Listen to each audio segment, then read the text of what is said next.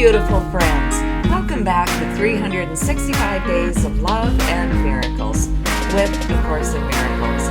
My name is Arlene Geres, and I am so glad that you are here. Please remember to listen right until the very end, because we have a special treat for you. And if you enjoyed today's video, please click like and subscribe down below, because this helps others to find us on YouTube. Today's lesson is lesson number 166. I am entrusted with the gifts of God.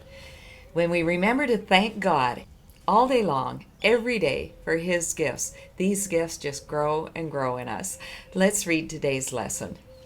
All things are given you. God's trust in you is limitless. He knows His Son. He gives without exception, holding nothing back that can contribute to your happiness. And yet, unless your will is one with His gifts are not received. But what would make you think there is another will than His? Let's talk about it. Once again, here we are at God's banquet table, in which every food imaginable, prepared by the best chefs, is laid out for us. You sit over in the corner eating out of a little tiny box of cereal. It sounds so ridiculous, and yet when we recognize that God's bountiful gifts of love, joy, peace, and happiness are there for us to access all day long, every single day, it is as easy as stopping with the things that distract us from God's love and accepting that we are one with God and all of creation. We are entrusted with the gifts of God. Let's accept these gifts today. Oh, I can hardly stand it. It's so wonderful. Let's keep reading. Here is the paradox that underlies the making of the world. This world is not the will of God, and so it is not real. Yet those who think it real must still believe there is another will, and one that leads to opposite effects from those He wills. Impossible, indeed, but every mind that looks upon the world and judges it as certain, solid, trustworthy, and true believes in two creators, or in one, Himself alone, but never one in God. Let's talk about it. When we believe that the ways of the world are the only way, or that possibly there are two creators, one is the world and one is me, then we know that we are way off track. I had to bash my head against the wall long enough before I would accept that my will simply does not work. I beat myself up so badly that I finally said, Uncle, I surrendered to God, and I accepted that my will for joy, peace, and happiness is the same as God's will. Let's keep reading. The gifts of God are not acceptable to anyone who holds such strange beliefs. He must believe that to accept God's gifts, however evident they may become, however urgently he may be called to claim them as his own, is to be pressed to treachery against himself. He must deny their presence, contradict the truth, and suffer to preserve the world he made. Let's talk about it. The ego exists to protect itself. The ego does not want us to accept the will of God, because to accept the will of God is to deny the ego. The more that we come to accepting the truth of who we are as God's beautiful, beloved children, the more the ego is simply going to fade into the background. The ego tells us that trusting God is treachery against ourselves. That's not true. It is true that it's treachery against the ego, but it is not treachery against ourselves. It is coming home to the truth of who we are as God's beautiful, beloved children. Let's keep reading. Here is the only home he thinks he knows. Here is the only safety he believes that he can find. Without the world he made, is he an outcast, homeless and afraid. He does not realize that it is here he is afraid indeed, and homeless too, an outcast wandering so far from home, so long away, he does not realize he has forgotten where he came from, where he goes, and even who he really is. Yet, in his lonely, senseless wanderings, God's gifts go with him. He cannot lose them, but he will not look at what is given him. He wanders on, aware of the futility he sees about him everywhere, perceiving how his little lot but dwindles as he goes ahead to nowhere. Still, he wanders on in misery and poverty, alone though God is with him, and a treasure his so great that everything the world contains is valueless before its magnitude. Let's talk about it. This story makes me think of the prodigal son, where the son of a very wealthy man left home and wandered the world and finally ended up living with pigs, eating pig slop to survive. One day the son woke up and realized that he was lost. He didn't need to survive on pig slop. And finally, he returned home to his father. This is really a picture for all of us. We are wandering lost in the world of the ego. This is not our true home. Our home is with God. When we come home to God, only here do we find what we've always been looking for, which is perfect joy, peace, and happiness. These are God's treasures. They are there for you, and they are there for me. All we have to do is open our hearts to receive them. Let's keep reading. He seems a sorry figure, weary, worn, in threadbare clothing, and with feet that bleed a little from the rocky road he walks. No one but has identified with him, for everyone who comes here has pursued the path he follows, and has felt defeat and hopelessness as he is feeling them. Yet is he really tragic when you see that he is following the way he chose, and need but realize who walks with him, and open up his treasures to be free. Let's talk about it. This section makes me feel so sad. I can see myself walking through the world before I found a spiritual path, weary, sad, lonely, depressed, feeling overwhelmed with the weight of the world. All I could do was think about my problems, and I could never think my way out of those problems. I truly was a sorry figure, weary, worn, in threadbare clothing, and feet that bled a little from the rocky road that I was walking on. It was only when I came to the end of myself, I was willing to accept that my way didn't work. I don't have to walk on that road anymore.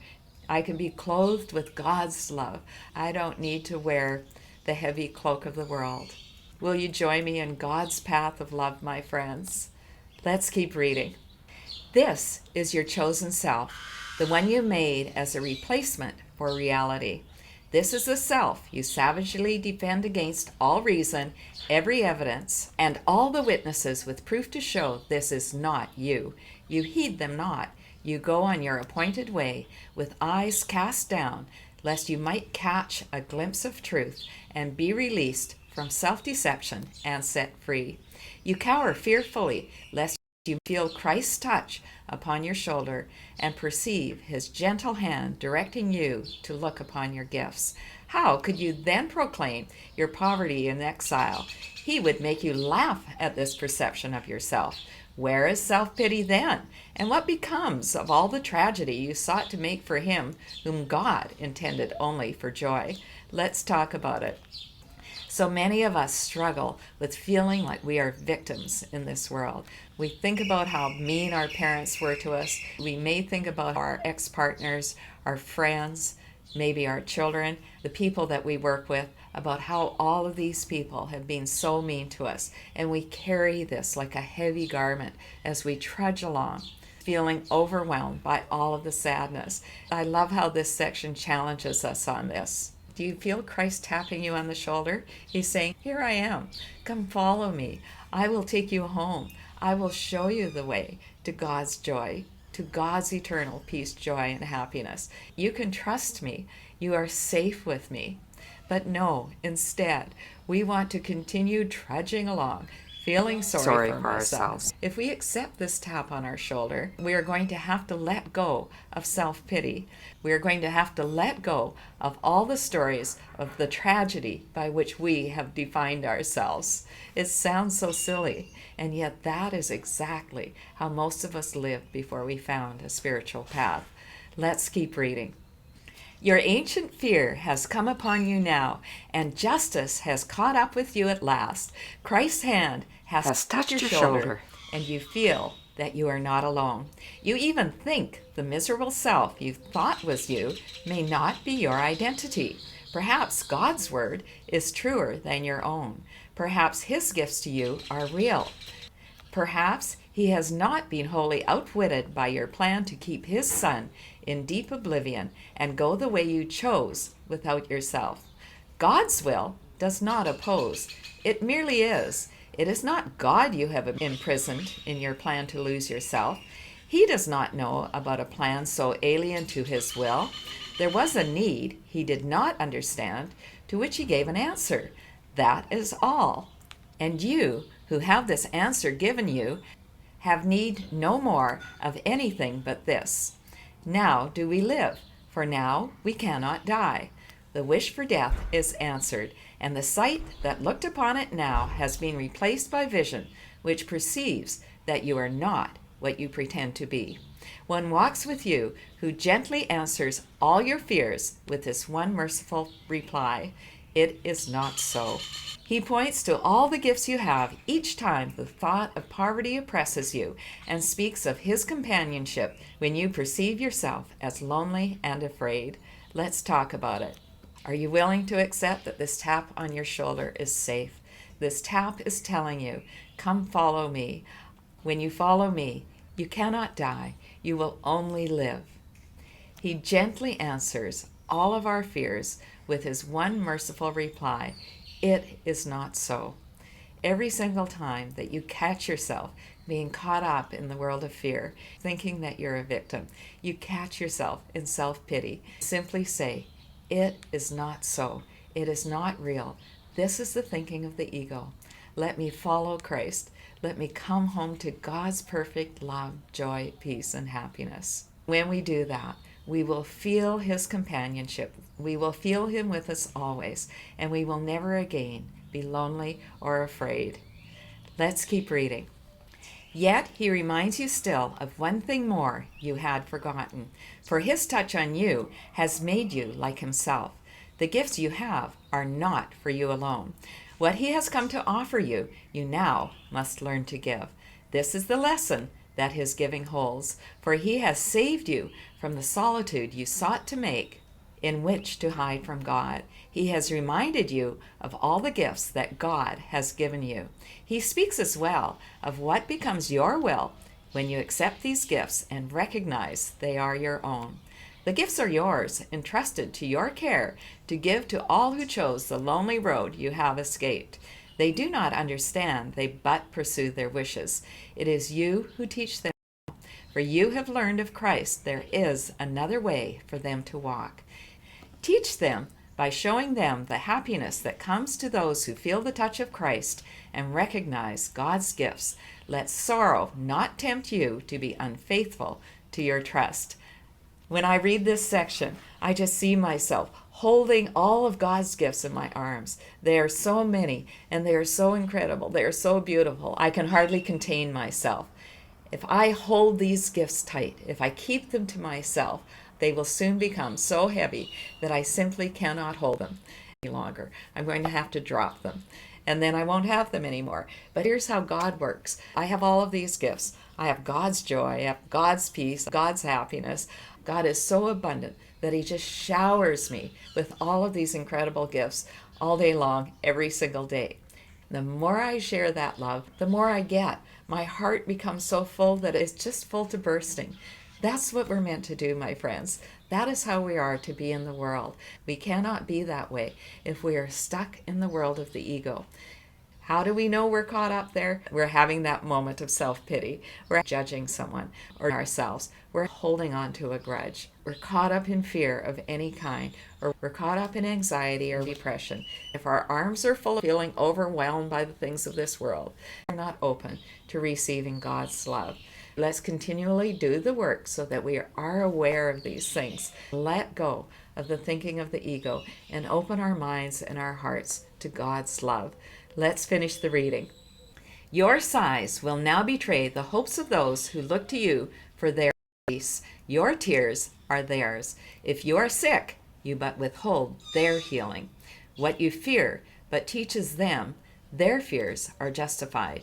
Your hand becomes the giver of Christ's touch. Your change of mind becomes the proof that who accepts God's gifts can never suffer anything. You are entrusted with the world's release from pain. Betray it not. Become the living proof of what Christ's touch can offer everyone. Christ has entrusted all his gifts to you. Be witness in your happiness to how transformed the mind becomes, which chooses to accept his gifts and feel the touch of Christ. Such is your mission now, for God entrusts the giving of his gifts to all who have received them. He has shared his joy with you, and now you go to share it with the world. Let's talk about it. We are God's undercover agents. We are his messengers of love. We are meant to become the living proof of what Christ's touch can offer everyone, and to be witnesses in how our minds have been transformed by God's love. Let's talk about our practice sessions for today. First thing in the morning, last thing just before we go to sleep, we're meant to read or listen to today's lesson and then sit in meditation for as long as we please as we think about today's idea. I am entrusted with the gifts of God. We want to sit for a minimum of 5 minutes.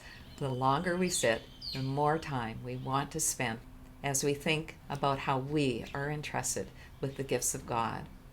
For our shorter practice periods, on the hour, often in between, and especially when we are upset for any reason, we simply state the idea for today. I am entrusted with the gifts of God, and then we take a minute or two to allow this idea to sink deep within our beings, and we ponder, how are we giving these gifts away today? How are we keeping the channel to God's love open in our hearts? How are we continually sweeping our house clean of anything that is going to keep us from receiving God's gifts and sharing them with others? Thanks so much for listening right until the end, my friends. If you enjoyed today's video, please share the love. Tell someone about this video. Encourage them to start at lesson 1 and only do 1 lesson a day. Are you ready for our special treat? Let's take a little drive along the Amalfi Coast. Hold on to your stomachs. There's a lot of twists and turns.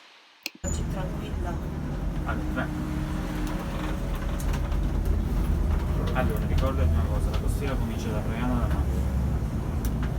Tranquilla telematicamente in terra.